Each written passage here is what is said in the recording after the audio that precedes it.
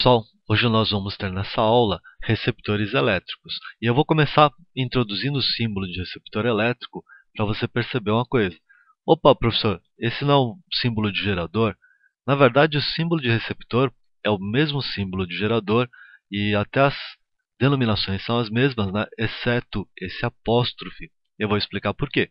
Que a princípio, todo gerador poderia ser um receptor e vice-versa. Qual é o exemplo mais clássico que você tem? A bateria do seu telefone celular. Tá? Quando você está usando ele para conversar, a bateria está fornecendo energia. Né? Então ele seria um gerador. Ele está perdendo energia para o resto do circuito funcionar. Como ele seria um gerador, seria a aula retrasada que eu passei para vocês. Né? Só que eventualmente essa bateria acaba, né? Aí de noite você coloca para carregar na tomada. Nesse instante, essa mesma bateria se torna um receptor. Ele vai estar recebendo energia elétrica da tomada. Ok? Apesar disso tudo, né, isso só explica por que o símbolo é igual. Né? Você pode ter o mesmo elemento nos dois papéis aí. Né? Apesar disso tudo, a definição de receptor elétrico é aquele dispositivo que transforma energia elétrica, a princípio, em outra forma de energia. Energia mecânica, por exemplo. Falei em energia mecânica, você lembra direto, energia cinética potencial. Movimento para energia cinética, por exemplo. Né? Então, o que será que transforma energia elétrica em movimento que você tem na sua casa? Resposta fácil, né? Ventilador. Tá? Então, toda vez que eu pensar em receptores, eu queria que vocês lembrassem de um ventilador, porque exemplifica bem as questões teóricas que eu vou colocar para vocês. Tá bom? Bom, em termos de equação, eu vou pegar a mesma filosofia da aula de gerador. O que eu falei para vocês? Acrescentariam duas novas equações, né? A de circuito, que eu não vou usar, por isso que eu apresentei a aula de Kirchhoff antes, né? E a do próprio receptor, essa eu vou usar. Se você olhar, você tinha acabado de falar, opa, o mesmo símbolo do gerador, a equação também é praticamente a mesma, só que aqui vai um sinal de mais, né? Porque o receptor está recebendo energia elétrica. A gente só coloca o apóstrofe, né? Porque, como é o mesmo elemento, né? Você tem que diferenciar para saber se nessa situação ele está fornecendo ou recebendo energia. E aí o E', o E se chamava força eletromotriz, né? O E' passa a se chamar força contra eletromotriz. Até o próprio nome está reforçando que ela está fazendo um papel contrário. Né? E o R' era a resistência interna do gerador, o R, perdão, a resistência interna do gerador, o R' passa a ser resistência interna do receptor. Tá bom? Seria só mudanças de nome, né? Mas é a mesma coisa.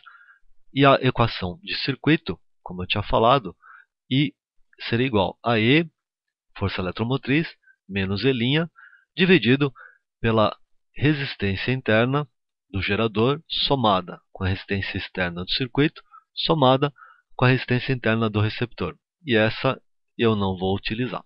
Tá bom? É o melhor modo de você ver por quê seria resolvendo um circuitinho exemplo aí. Ok?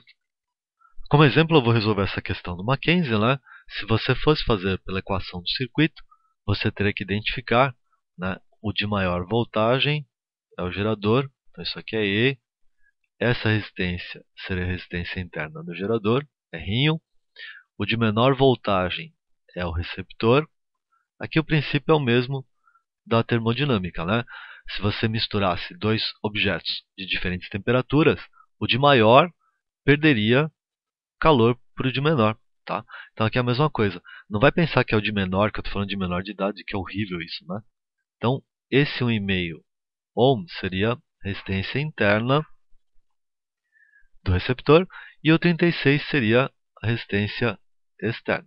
Tá? Estou falando seria, por quê? Porque eu não vou utilizar aquela equação. Eu vou fazer por Kirchhoff. Né? E a primeira coisa que a gente faz é o seguinte. A questão pedia que você calculasse os valores indicados pelo amperímetro e pelo voltímetro. Né? Amperímetro, voltível e fusível podem e devem ser retirados do circuito, né? Porque eles não podem alterar valores de corrente e de tensão. Então aqui você vai fazer de conta que isso aqui não está aqui. Tá? Ignore isso aqui. Ignore isso aqui também. Tá bom? Como é que eu aplicaria o método de Kirchhoff? Escolhe um ponto de partida, escolhe um sentido. Vou fazer de conta que eu estou a favor da corrente. Lembrar que se der negativo, isso aqui me avisa que eu escolhi errado. Mas só para avisar, o sentido que eu estou escolhendo está certo, tá bom? É da barra maior do de maior tensão, ok? E aí eu me imagino pequenininho, caminhando pelo circuito. O que eu vou obter? Mais 6. Aqui você multiplica a resistência pela corrente. Então, mais 1,5I. Chego aqui, vou descer. De novo, multiplica a resistência pela corrente. Notem que esse fio é um fio único, né? Eu tirei o voltímetro. Então, está tudo em série. Então, seria mais 36I. Estou aqui embaixo. Mais 2,5I. Cuidado agora, né? Menos 9. Subi, ignorei o amperímetro. Cheguei no ponto de partida, igual a zero. Tá? Se eu somar os i's, 1,5 mais 2,5 dá 4, mais 36, 40. Então, 40i. Isso é igual, menos 9, mais 6, menos 3. Passo para o lado de lá, dá 3. Vou fazer aqui em cima. Se eu passar dividindo, corrente I seria 3 sobre 40, que daria 0,075 amperes.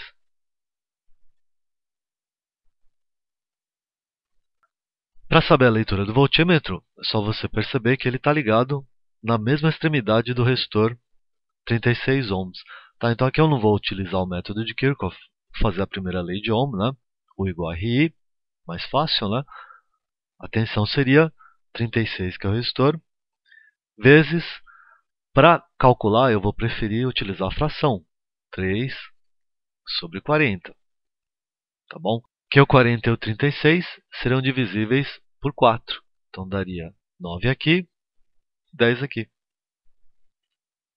9 vezes 3, 27, dividido por 10.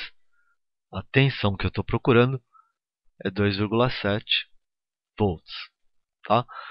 Só como era um teste, a corrente, a resposta era dada em miliamperes. O legal é a gente treinar um pouquinho, né? A corrente que eu descobri, 0,075. Como é que eu passaria isso para mili? Eu tenho que fazer aparecer o prefixo que é 10 a menos 3. Então, fazer aquela brincadeira lá. 0,075, 10 elevado a 0, que não muda nada, né? 10 elevado a 0 é 1. Né? Por que eu faço isso? Para você lembrar, tudo que eu fizer aqui, eu posso fazer aqui ao contrário. Eu mantenho o número. Então, eu quero chegar em 10 a menos 3. Se quiser, você pode ir 1 por 1. Se eu fizer 10 a menos 1, diminui uma casa no expoente, aumenta uma casa no número, 0,75. Basta fazer mais duas vezes, né? A gente chega onde a gente quer. Então, vou passar para 10 a menos 2, diminuir mais 1, aumenta o número mais uma casa, 7,5. Mais uma vez eu acabo. Então, vou colocar 10 a menos 3, diminuir mais uma casa. Finalmente, se aumenta o número mais uma casa.